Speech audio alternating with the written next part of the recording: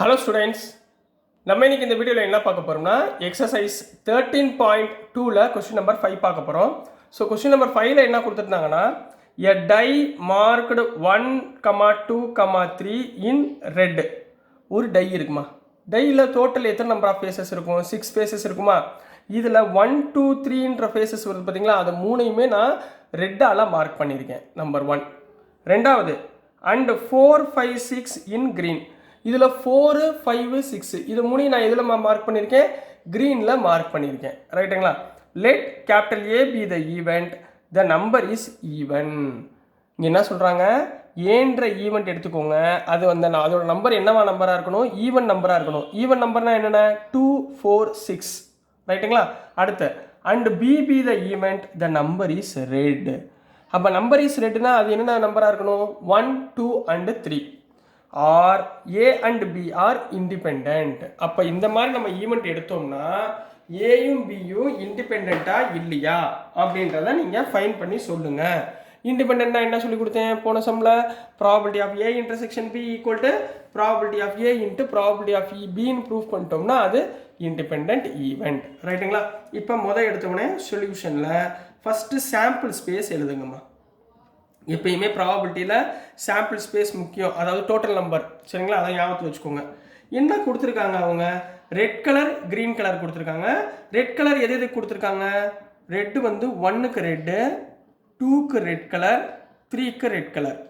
ரைட்டுங்களா? அப்புறம் green. Green வந்து 4க்கு க்ரீன், 5க்கு க்ரீன், 6க்கு க்ரீன். இதுதான் டோட்டல் நம்பர்ஸ். டோட்டல் நம்பர்ஸ் எத்தனை? 6. ரைட்டுங்களா? அடுத்து event A. Event A. Event ஏன்னா என்னமா சொல்லியிருக்காங்க உங்களுக்கு? A B number is even. அதாவது நாம எடுத்துக்கக்கூடிய நம்பர் என்னவா இருக்கணும்? ஈவன் நம்பரா இருக்கணும். ஈவன் நம்பர் எங்க இருக்கு? R,2, அடுத்து G,4, அடுத்து G,6. இங்க பாத்தீங்களா? எல்லாமே ஈவன் நம்பர். ரைட்டுங்களா? அப்ப டோட்டல் எவ்வளவு? 3. அப்போ ப்ராபபிலிட்டி இதுலேருந்து probability of A equal to favourable outcome எவ்வளவு? 3. டோட்டல் அவுட்கம் எவ்வளவு? 6. புரிஞ்சுங்களா? ஈக்குவல் 6 அப்படியே இருக்கட்டும். சரிங்களா? அடுத்துமா ஈக்குவல் டு 1/2. அடுத்து ஈவெண்ட் பி கண்ணா. Event B. ஈவெண்ட் பின்னா என்ன கொடுத்துருந்தாங்க? The number is red. The number is red கலரில் இருக்கணும். அப்போ ரெட் கலரில் உள்ளதை மட்டும் எழுதுங்க. R1, R2, R3. அப்போ எத்தனை வந்துருச்சு? இதுவும் 3. Which implies probability of B என்ன வரும்? Favourable outcome 3/6 equal to 1/2. இது வரைக்கும் ஓகேங்களா? இப்போ ஏ இன்டர்செக்ஷன் பி கண்டுபிடிக்கணும். ஏ இன்டர்செக்ஷன் பின்னா இது ரெண்டுலையுமே காமனாக என்ன இருக்குது? R,2 மட்டும்தான் காமனாக இருக்குது. ஸோ R,2 இன்டர்செக்ஷன்னா காமன். அப்போ numbers 1. So which implies probability of A intersection B equal to favourable outcome 1 total outcome 6. ரைட்டுங்களா? ஸோ இப்போ நம்ம என்ன ப்ரூஃப் பண்ணணும்? ஏ அண்ட் பி ஆர் இண்டிபெண்டா இல்லையா அப்படின்றது அவங்க கேள்வி. கொஸ்டின் மார்க் கொடுத்துருக்காங்க. தேர்ஃபோர் இண்டிபெண்டா என்ன அர்த்தம்? Probability of A intersection B equal to probability of A into probability of பின்னு வந்தால் ஈக்குவலாங்களா? Probability of A intersection B எவ்வளவு? 1/6 equal to probability of A எவ்வளோக்கன்னா 1/2 இன்ட்டு ப்ராபபிலிட்டி ஆஃப் பி வந்து 1/2. 1/2 இன்ட்டு 1/2 எவ்வளோமா? 1/4. 1 into 1 1, 2 into 2 4.